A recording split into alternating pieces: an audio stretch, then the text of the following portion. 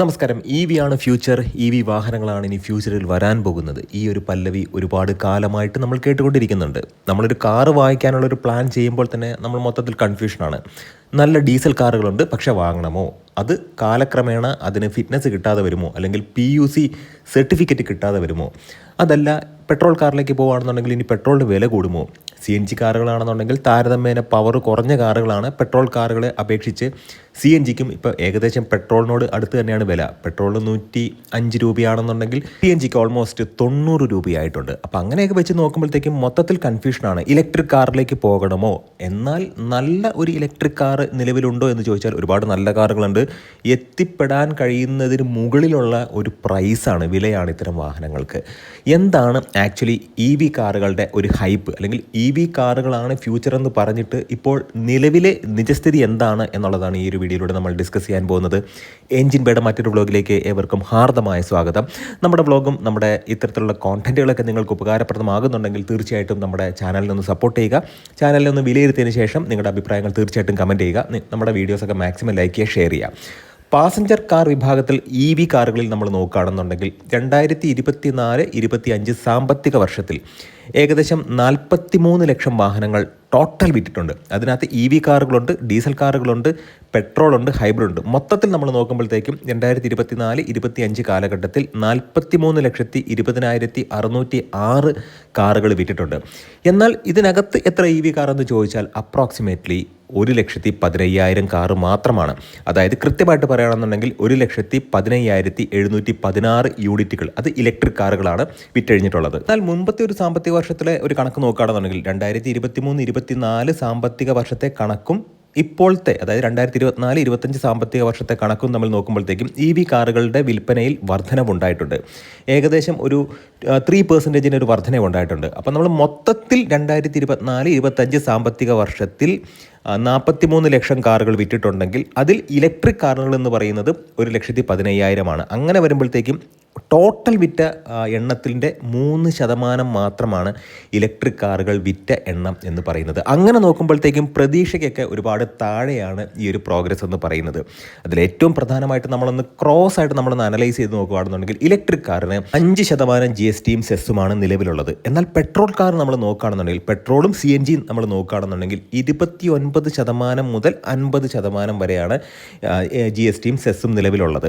ഇനി ഡീസലിലേക്ക് നോക്കുകയാണെന്നുണ്ടെങ്കിൽ 31% മുതൽ 50% വരെയാണ് ഡീസൽ കാറിൻ്റെ GSTയും സെസ്. എന്നാൽ ഹൈബ്രിഡ് കാറുകൾ, വുഡ് യു ബിലീവ്, 43% ഹൈബ്രിഡ് കാറുകളുടെ GSTയും സെസ് എന്ന് പറയുന്നത്. ഇനി ഇതെല്ലാം കൂടെ ഉൾപ്പെടുത്തിയിട്ടാണ്, അതായത് ബേസ് പ്രൈസ്, കമ്പനിയിൽ വാഹനങ്ങൾ നിർമ്മിച്ച് കമ്പനിയുടെ ലാഭവും കൂട്ടിയിട്ട് പുറത്തേക്ക് ഇറക്കുമ്പോഴുള്ള പ്രൈസാണ് ബേസ് പ്രൈസ്. അതിന് മുകളിൽ ഈ GSTയും സെസ്സും അപ്ലൈ ചെയ്തിട്ട് വരുന്നതാണ് എക്സ് ഷോറൂം പ്രൈസ് എന്ന് പറയുന്നത്. ഈ എക്സ് ഷോറൂം പ്രൈസിൻ്റെ മുകളിലാണ് ഓരോ സംസ്ഥാനവും റോഡ് ടാക്സ് ഈടാക്കുന്നത്. പല വീഡിയോസിലും നമ്മൾ പറഞ്ഞിട്ടുള്ള കാര്യമാണ്. അതായത് ഓൾറെഡി ഒരു ടാക്സ് കിടക്കുന്നുണ്ട്, GSTയും സെസ്സും. അതിൻ്റെ മുകളിൽ നമ്മൾ റോഡ് ടാക്സ് കൊടുക്കുന്നു. ഭാഗ്യമുണ്ടെങ്കിൽ നമ്മുടെ വാഹനത്തിൻ്റെ പ്രൈസ്, എക്സ് ഷോറൂം പ്രൈസ് 10 ലക്ഷത്തിൻ്റെ മുകളിലേക്ക് പോവുകയാണെന്നുണ്ടെങ്കിൽ 1% TCS നമുക്ക് തീർച്ചയായിട്ടും ലഭിക്കുന്നതാണ്. അപ്പം നമുക്ക് കാര്യത്തിലേക്ക് വരാം. ഇനി നമ്മൾ നോക്കുകയാണെന്നുണ്ടെങ്കിൽ ഇപ്പം 2024-25 സാമ്പത്തിക വർഷത്തിൽ ഏകദേശം 1,15,716 യൂണിറ്റുകൾ ടോട്ടലായിട്ട് ഇലക്ട്രിക് കാറുകൾ വിറ്റിട്ടുണ്ട്. പക്ഷേ നമ്മൾ ആ ഒരു സമയത്ത് നമ്മൾ ഹൈബ്രിഡ് കാറുകളിലേക്ക് നോക്കുകയാണെന്നുണ്ടെങ്കിൽ വലിയ വ്യത്യാസമൊന്നുമില്ല.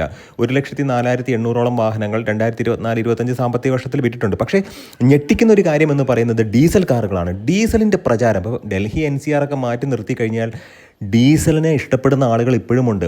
എന്തൊക്കെ ഇഷ്യൂസ് വന്നാലും, അതായത് ഈ പറയുന്ന ഡെഫിൻ്റെ ഇഷ്യൂസൊക്കെ വന്നാൽ പോലും തീർച്ചയായിട്ടും നമ്മൾ മനസ്സിലാക്കേണ്ടത് 7,77,303 യൂണിറ്റുകൾ 2024-25 സാമ്പത്തിക വർഷത്തിൽ ഡീസൽ കാറുകൾ മാത്രമായിട്ട് വിറ്റിട്ടുണ്ട്. അങ്ങനെ നോക്കുമ്പോഴത്തേക്കും ഡീസലിന് ഇപ്പോഴും നല്ല പ്രചാരമുണ്ട് എന്നാണ് അർത്ഥമാക്കുന്നത്. പിന്നെ മറ്റൊരു കാര്യം എടുത്തു പറയാനുള്ളത്, നമ്മൾ പറഞ്ഞ ഒരു കണക്ക് നമ്മൾ പെർസെൻറ്റേജിൽ നോക്കുകയാണെന്നുണ്ടെങ്കിൽ 18% 2024-25 സാമ്പത്തിക വർഷത്തിൽ ഡീസൽ കാറുകളാണ് വിറ്റ് പോയിട്ടുള്ളത്. ഹൈബ്രിഡ് കാറുകളാണെന്നുണ്ടെങ്കിൽ 2.43% അവർക്ക് അതിൻ്റെ ഒരു സെയിൽ ഗ്രോത്ത് എന്ന് പറയുന്നത്. പക്ഷേ EVയിലേക്ക് വരുമ്പോഴത്തേക്കും ചെറിയൊരു മാർജിൻ മാത്രമേ ഉള്ളൂ, 2.70%. നമ്മൾ ഏറ്റവും പ്രധാനമായിട്ട് നോക്കേണ്ടത് ഇപ്പോൾ മഹീന്ദ്ര നോക്കുകയാണ്. മഹീന്ദ്രയുടെ 77% വിൽപ്പന എന്ന് പറയുന്നത് ഡീസൽ കാറുകളാണ്. കിയയുടെ കേസാണെന്നുണ്ടെങ്കിൽ 33% ഡീസൽ കാറുകളാണ്.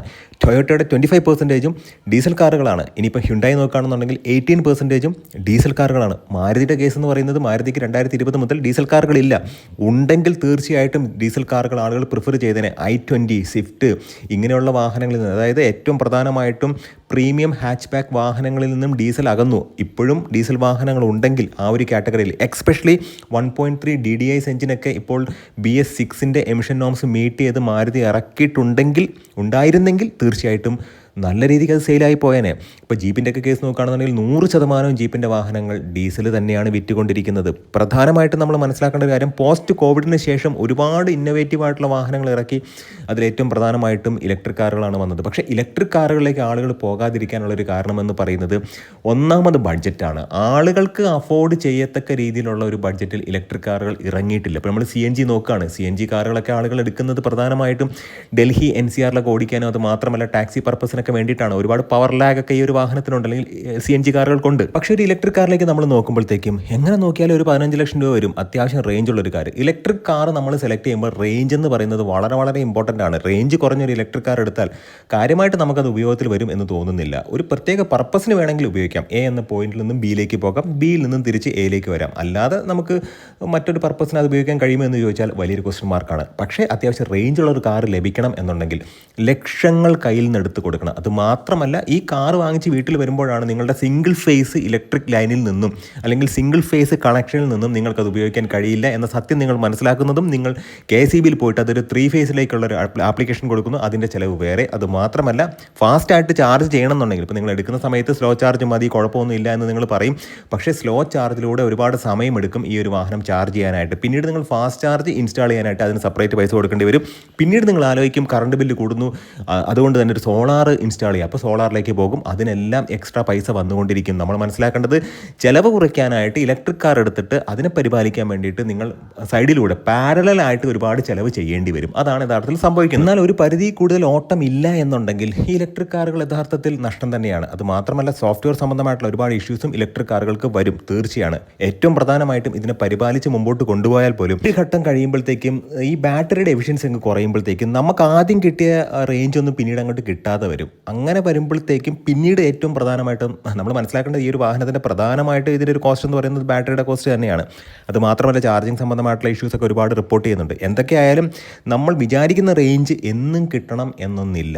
അങ്ങനെ വരുമ്പോഴത്തേക്കും ബാറ്ററി റീപ്ലേസ്മെൻറ്റിലേക്ക് പോകും. അത് മാത്രമല്ല, ഇതൊക്കെ 8 വർഷമൊക്കെ അല്ലെങ്കിൽ 15 വർഷമൊക്കെ ലൈഫ് ടൈം ബാറ്ററിയൊക്കെ വാറണ്ടിയൊക്കെ നൽകുന്നുണ്ട്. ഇൻ കേസ് എന്തെങ്കിലും ഒരു പ്രശ്നം വരികയാണെന്നുണ്ടെങ്കിൽ റീഫർബിഷ്ഡ് ആയിട്ടുള്ള ബാറ്ററി ആയിരിക്കും നമുക്ക് നൽകുന്നത്. നമ്മൾ മനസ്സിലാക്കേണ്ട ഒരു കാര്യം, അത്യാവശ്യം നല്ല ഓട്ടം ഉള്ള ഒരാൾക്ക് ഇലക്ട്രിക് ലാഭകരം തന്നെയാണ്. നല്ല ഓട്ടം എന്ന് പറഞ്ഞാൽ നല്ല രീതിക്ക് ഈ ഒരു വാഹനം ഉപയോഗിച്ച് നമ്മൾ ലാഭം നേടുക എന്നുള്ളതാണ്. മാത്രമല്ല, ഇലക്ട്രിക് കാറുകൾക്ക് അത്യാവശ്യം ടോർക്ക് ഉള്ളത് കൊണ്ട് തന്നെ ടയർ തേയ്മാനവും കൂടുതലാണ്. ഇങ്ങനെയൊക്കെ നോക്കിയാൽ പോലും നമുക്കൊരു സൈഡിൽ നിന്ന് ലാഭമുണ്ട്. അത്യാവശ്യം നല്ല ഓട്ടം ഉണ്ടെങ്കിൽ ലാഭമുണ്ട്. പ്രധാനമായിട്ടും ഈ ഒരു വാഹനം വിൽക്കുമ്പോൾ റീസെയിൽ വാല്യൂ എന്ന് പറയുന്നത് ബിഗ് 0 ആയിരിക്കും. തീർച്ചയായിട്ടും ഈ ഒരു കോണ്ടന്റ് ഉപകാരപ്രദമായി എന്ന് വിശ്വസിക്കുന്നു. നമ്മളൊരു വാഹനം വാങ്ങുമ്പോൾ നമ്മുടെ ആവശ്യം എന്താണ് അത് മനസ്സിലാക്കിയിട്ട് കൃത്യമായിട്ടൊരു ബഡ്ജറ്റ് ഇട്ടിട്ട് നമ്മൾ ഇൻവെസ്റ്റ് ചെയ്യുക. നല്ല നല്ല വ്ളോഗ്സ് വേണ്ടി നമുക്ക് വീണ്ടും കാണാം. നിങ്ങളുടെ സ്നേഹത്തിനും സപ്പോർട്ടിനും ഒരിക്കൽ കൂടെ നന്ദി. നമസ്കാരം.